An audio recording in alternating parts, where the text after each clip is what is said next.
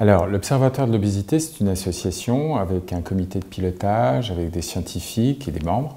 Le but de l'Observatoire, c'est d'observer, comme tous les observatoires, ce qui se passe dans le monde de l'obésité. C'est aussi de faire des études sur l'obésité et c'est également d'intervenir et d'avoir des actions pour essayer de prévenir ou d'agir dans la prévention contre l'évolution de l'obésité.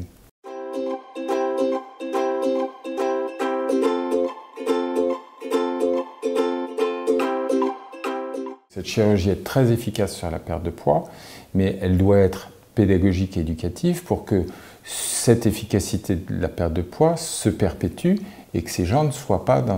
a posteriori dans une reprise de poids parce qu'ils n'ont absolument pas pris d'habitudes alimentaires équilibrées. Alors après toute chirurgie, il y a bien entendu un protocole nutritionnel qui est très important parce que ce protocole va générer, s'il est bien suivi, un confort et une récupération complète du patient. S'il est mal suivi, des inconvénients importants tels des vomissements, des problèmes de suture, des problèmes d'occlusion, des problèmes divers et variés. Donc cette partie de suivi immédiat nutritionnel est très importante avec une phase liquide assez longue, ensuite une phase semi-liquide, une phase semi-solide, puis une phase solide de réintroduction progressive de cette alimentation. Ça correspond à un protocole très défini, très connu, mais qui nécessite de la part du patient un effort dans la constitution de ses repas et dans la quantité qu'il peut ingérer, qu'il doit se permettre d'ingérer, puisqu'il n'a pas du tout le même estomac à ce moment-là, et donc plus du tout les mêmes besoins en termes de nutrition.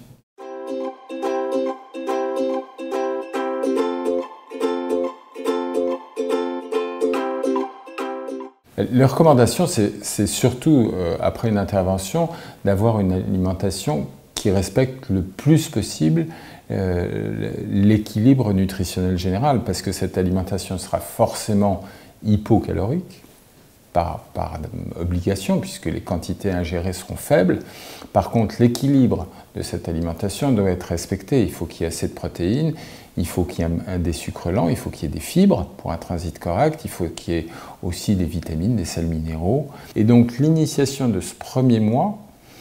qui est un mois de rupture en fait par rapport à l'alimentation intérieure, donc, qui est un mois très utile, tout compte fait, pour reconstruire quelque chose de complètement neuf,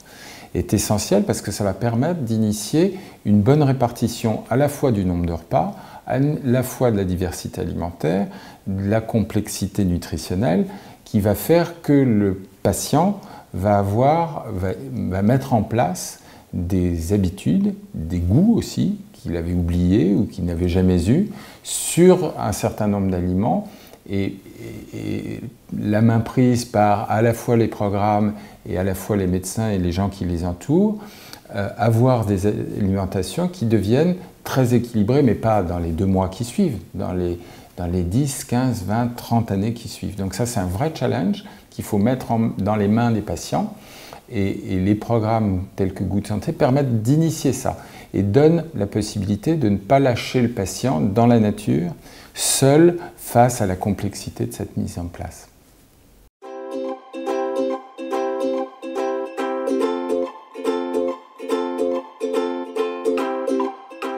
Je crois qu'un programme comme Goût de Santé est intéressant parce qu'il prend la main du patient. C'est-à-dire que le patient est vite désarçonné par ce moment auquel on l'a peut-être préparé en amont avec le protocole de suivi et d'inclusion dans le projet thérapeutique. Mais après, il y a ce qu'on dit en amont et puis la façon de le faire. Et ça, c'est très compliqué pour réussir à avoir une alimentation suffisante et suffisamment équilibrée qui permette de maintenir un niveau d'énergie, un niveau de nutriments suffisant. Et ça, il n'y a pas vraiment de solutions autres que des recommandations que peuvent donner les nutritionnistes, mais qui ne sont pas eux-mêmes cuisiniers, et ainsi de suite. Donc ce programme leur permet d'être accompagnés et d'avoir les bons aliments au bon moment pendant tout le temps où cette alimentation est très compliquée à mettre en place, avec une qualité d'équilibre, avec une qualité gustative, avec tout un ensemble de paramètres qui fera que ce protocole sera correctement suivi.